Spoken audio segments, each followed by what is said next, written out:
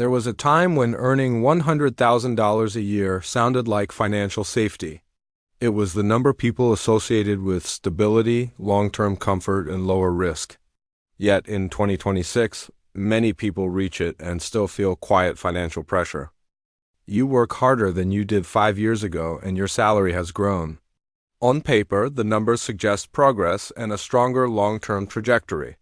But housing, insurance, and everyday volatility absorb most of the increase. Logically, a six-figure income should place you ahead of the curve. Socially, it signals success within your peer group. Personally, it can still feel like you are one unexpected expense away from a drawdown. The real question is no longer how to earn more. The deeper question is why the same income now carries a shorter time horizon. Something structural shifted in costs, expectations, and long-term compounding. This is not about panic or chasing quick returns. It is about understanding the math behind modern salaries and long-term risk. Because once you see the numbers clearly, your decisions become calmer and more intentional. There was a time when $100,000 meant you made it. It symbolized stability, progress, and adulthood. It felt like the finish line, not the starting point. Your parents might have called it safe. It was the milestone that suggested you could finally relax, as if volatility no longer applied to your life. In 2026, that same number feels different. You are not struggling, but you are not secure either. The gap between income and comfort quietly widens. In major cities, $100,000 after tax disappears quickly. Rent alone can consume a large share of your margin. Fixed costs reduce flexibility before you even think about investing long-term. A 5-digit savings account sounds responsible. It suggests discipline and delayed gratification, until you compare it to the price of a modest home. Homes used to cost around 3 times annual income. In many cities now, that ratio stretches towards 6 or even 10. Time horizon expands while affordability compresses. You begin to question yourself. Did I miscalculate my risk or fall behind, or did the system quietly reset the baseline? The issue is not that you failed to earn enough. The definition of enough keeps moving forward. Compounding costs quietly outpace linear salary growth. Your salary may look impressive on paper. Your margin tells a quieter story, and margin determines how much drawdown your life can absorb. Margin is your financial breathing room. It is what remains after fixed obligations are paid. In 2026, that space feels noticeably thinner. Fixed costs dominate modern life. Housing, health insurance, and transportation rarely move down. Reducing them often means accepting a lower quality of life. Basic standards have quietly increased. Internet access is no longer optional, and premium technology feels essential for work. The baseline of normal keeps moving upward. Social expectations have also shifted. A single income once supported a household in many cities. Today, dual income quietly becomes the unwritten baseline. You are not living extravagantly. You are also not practicing extreme minimalism. Yet the sense of safety feels suspended in between. One job loss can shift everything. One medical event can accelerate a financial drawdown. Risk feels closer within a shorter time horizon. There was a time when 100K meant you had arrived. Now it often means you are still in the game. The game itself has become more complex with volatility and longer compounding paths. Inflation is not only rising prices. It is a rising lifestyle baseline that compounds quietly over time. Without noticing it, your definition of security expands. You are not failing. The structure of margin has changed around you, and that structural shift quietly reshapes how wealth feels. There is a factor we rarely talk about. It is not how hard you work, but when you enter the game. In money, timing quietly shapes risk, opportunity, and long-term outcomes. Someone who bought a home in 2012 played on a different board. Prices were lower and volatility felt manageable. The time horizon worked in their favor through compounding appreciation. Entering the market in 2026 means facing different math. Prices are higher and the risk of drawdown feels heavier. The margin for error becomes thinner. Wealth today is heavily influenced by starting point. It is not only about income level. Timing acts as a hidden multiplier over the long term. This is not about blaming another generation. Every era carries its own structure of risk and opportunity. The system itself evolves over time. The problem is we still use an old map. We measure our progress against a different economic terrain. But the volatility and cost structure have shifted. In the past, buying a home in your 20s felt normal. Today, many professionals in their 30s are still cautious. It is not a discipline problem, but a shifted time horizon. When expectations stay fixed but reality changes, tension builds. You feel behind even if the baseline moved. The emotional drawdown feels personal. The issue is not that you are late. You are operating in a different cycle of risk and volatility. Different eras require different long-term strategies. A house is not just a physical structure. It represents stability in a world that feels increasingly volatile. For many people, it feels like control over long-term risk. We were taught that buying a home means you made it. It signals that you are no longer fragile. It feels like you have stepped beyond financial drawdown. Now the order has reversed.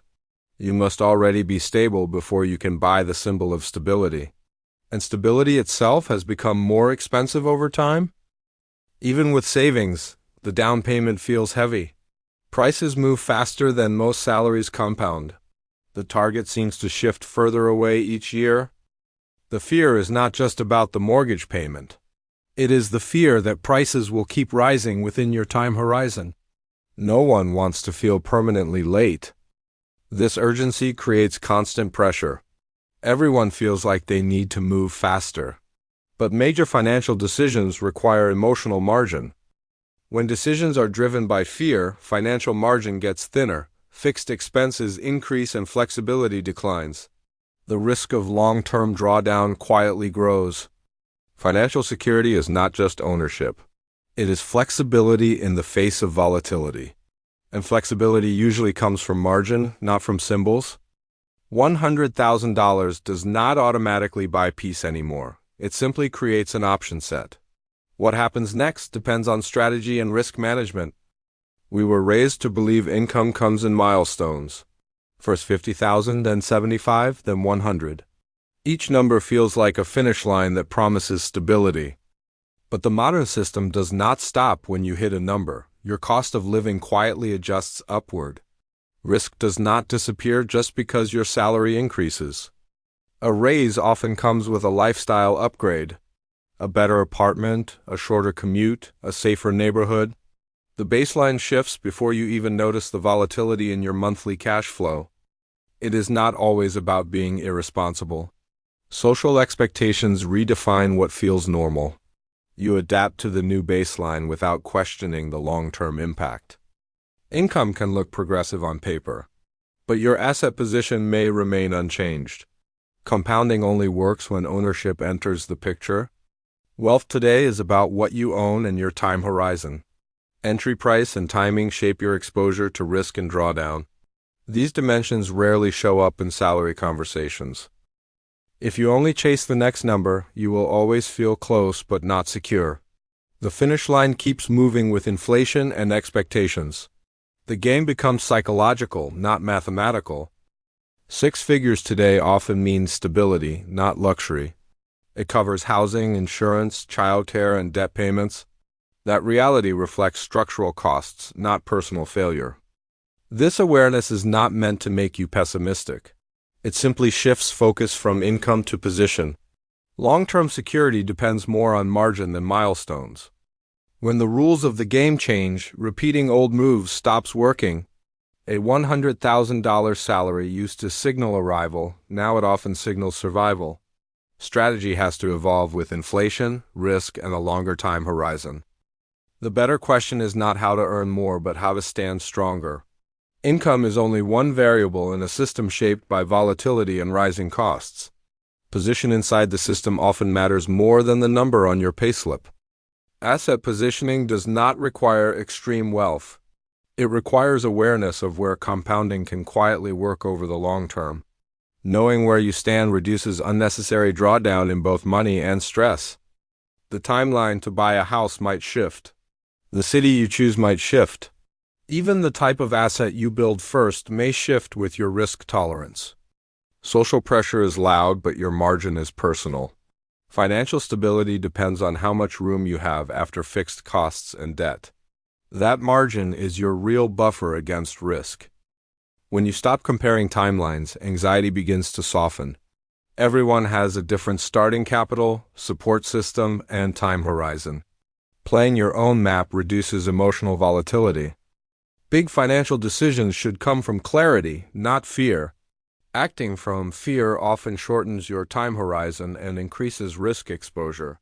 Clear thinking creates stability even in uncertain markets. $100,000 can still be a strong foundation, but only if it is directed with intention toward long-term compounding. Without structure, income alone fades under lifestyle inflation. You do not need an outdated definition of rich. You need a definition of security that fits 2026 realities. Adapting your strategy is not giving up, it is intelligent positioning. Maybe the real question isn't whether $100,000 is enough. The better question is enough for what, exactly? Lifestyle comfort and long-term risk management are two very different targets. When you separate status from strategy, the pressure starts to shrink. Validation feels urgent, but compounding works quietly in the background. One feeds ego, the other builds long-term stability. Owning a house is still possible. It might just not match your current time horizon. Delaying a purchase is not failure, it is risk management. Wealth is not a sprint against strangers online. It is more like positioning yourself inside a moving system shaped by volatility and policy. You can't control the game board, but you can adjust how you play. System awareness doesn't make life easier overnight. It simply reduces unnecessary anxiety. When you see the full picture, drawdowns feel less personal. You stop blaming yourself for macroeconomic shifts.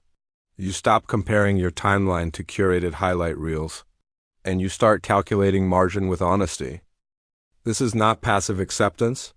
It is strategic positioning within your current constraints. Knowing what you cannot control is part of long-term survival. The game has changed over the last decade. Income growth and asset inflation no longer move at the same speed. Strategy must adapt to that volatility. At this point, $100,000 stops being an identity. It becomes a tool within a broader long-term plan. Tools reduce risk when used with clarity and patience.